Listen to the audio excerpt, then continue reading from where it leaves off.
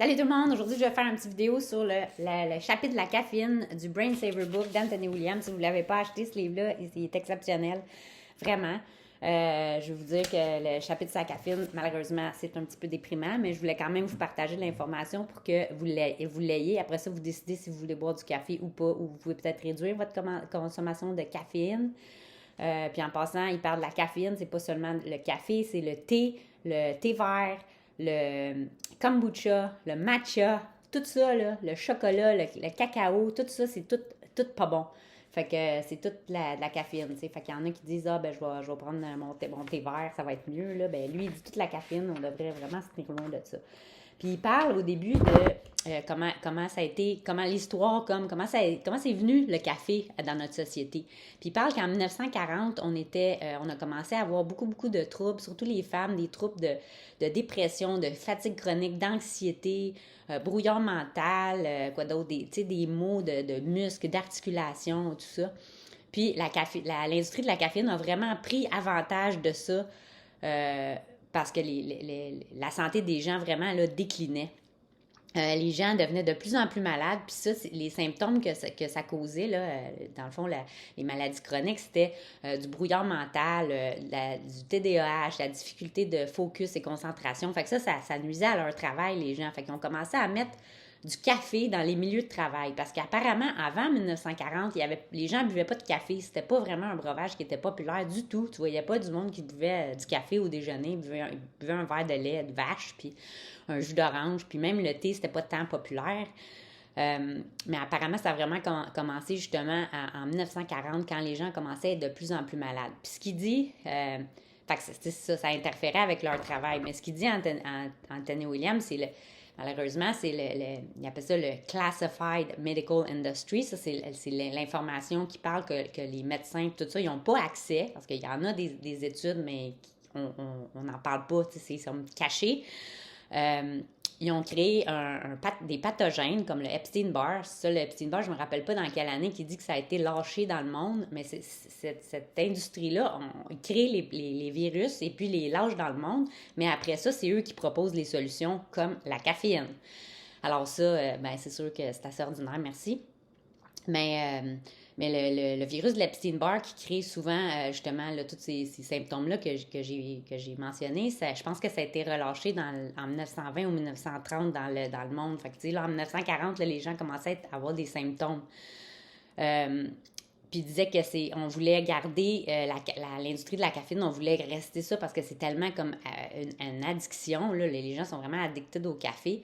Puis, c'est tellement un gros profit monétaire. Imaginez-vous si tous les coffee shops fermaient, comment ça serait désastreux là, d'un côté justement monétaire. Mais là, en 2022, les maladies chroniques sont au plus haut qu'ils n'ont jamais été.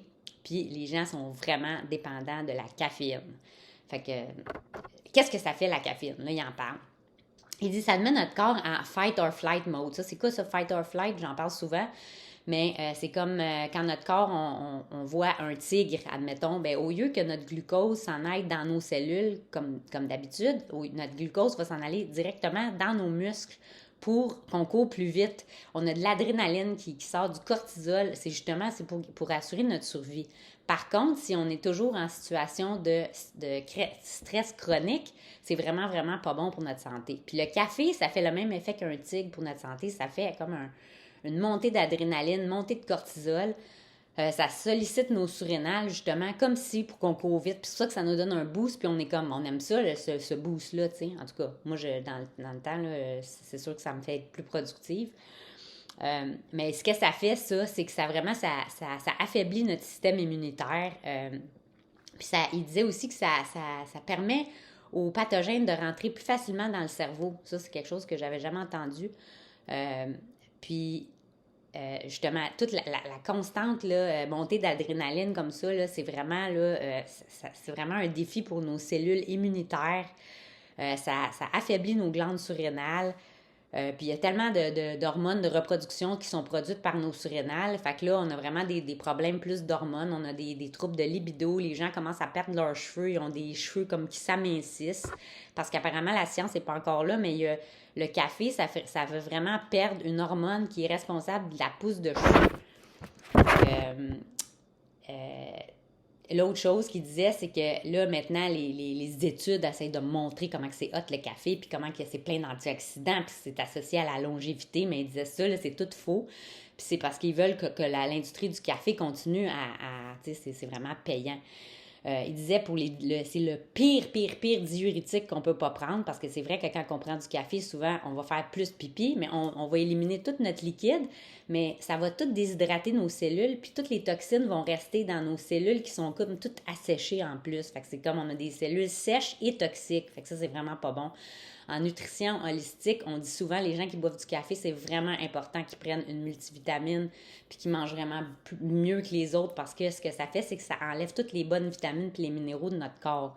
Ça enlève aussi les antioxydants, les acides aminés. C'est vraiment, là, ça déshydrate le cerveau. Il dit vraiment que c'est toxique pour les cellules, que ce soit pour le cerveau que les cellules du corps. Il disait aussi que les gens vont vraiment vieillir plus vite quand ils boivent du café. Fait que les gens là, qui vont se faire des facelifts puis tout ça, là, puis continuer à prendre du café, là, ben souvent, ils devraient peut-être couper le café puis voir s'ils vieillissent moins vite. Ça va vraiment faire la peau plus ridée, des taches brunes dans le visage. Puis là, encore là, il parlait là, de toutes les sortes de caféine. C'est pas juste le café. Le corps voit vraiment ça comme un poison. Ça crée aussi un environnement acide pour le corps. Un environnement acide, ça, c'est ça qui, non seulement c'est propice à la croissance des maladies, c'est comme le cancer, les cellules cancéreuses vraiment vont vraiment être hautes dans un milieu acide. Fait que qu'est-ce qui rend le corps acide? Le sucre, le café. Quand je dis sucre, c'est pas les fruits, c'est le sucre raffiné. Le café, les protéines animales aussi, ça rend le corps acide. Alors ça, puis qu'est-ce qui rend le corps plus alcalin? C'est vraiment plus les fruits, les légumes, en tout cas, les fruits et les légumes, ça, c'est vraiment super. Puis les citrons, c'est vraiment, même si on pense que les citrons, c'est acide, ça rend le corps alcalin. Fait que ça, ce que ça fait quand on a un corps acide, j'en ai déjà parlé sur la vidéo de l'ostéoporose, c'est que notre corps, pour être en survie puis rebalancer notre corps, il va prendre tout le calcium dans nos dents puis nos os, puis il va essayer de remettre le pH le bon niveau. Fait que ce que ça fait, c'est quand on prend beaucoup de café, ça va vraiment mener à de l'ostéoporose puis la perte des dents. Puis là, il parlait du cœur. Puis ça, il en a parlé pas mal. Là. J'ai essayé de vous résumer du mieux que je peux. C'était quand même un peu compliqué, puis je ne veux pas aller dans trop de détails, mais si vous voulez en avoir l'information, vous me le direz, puis je vous enverrai les pages. Mais ce qu'il disait, là, c'est qu'il y avait beaucoup de morts de crise cardiaque, puis c'était le café qui causait ça. Puis il disait que ce que ça fait, la caféine, c'est que ça fait comme il appelle ça un reverse impulse. Fait que c'est comme si ça renverse le courant électrique entre le cerveau et le cœur. Puis il y a des dépôts de caféine qui se mettent dans le cœur. Puis souvent, les gens ont une crise cardiaque à cause de ça, mais les médecins, ils ne savent pas pourquoi, ils ne savent pas que c'était causé par la caféine. Il disait que la pire affaire qu'on pourrait faire, là, souvent, tu vois ça, des bodybuilders ou du monde qui vont s'entraîner, ils vont prendre des pilules de caféine, puis ils ne mangent rien avant. Ça, là, c'est quasiment comme un suicide, là. Tu sais jamais, c'est comme playing Russian roulette, là, tu sais pas si tu vas survivre à ça, là. Fait que si jamais tu veux absolument prendre de la caféine avant d'aller t'entraîner, assurez-vous de prendre du glucose avant, de manger des fruits avant, tu sais. Fait que là, ça va réduire ton risque de mort. Fait que, en tout cas, ça, je trouve ça assez déprimant. Merci, mais tout ça pour dire que la caféine, là, c'est vraiment, vraiment pas bon pour la santé. Fait que le plus que vous êtes capable d'éviter ça, le mieux vous allez être. Alors, si vous avez des questions, n'hésitez pas. Bye!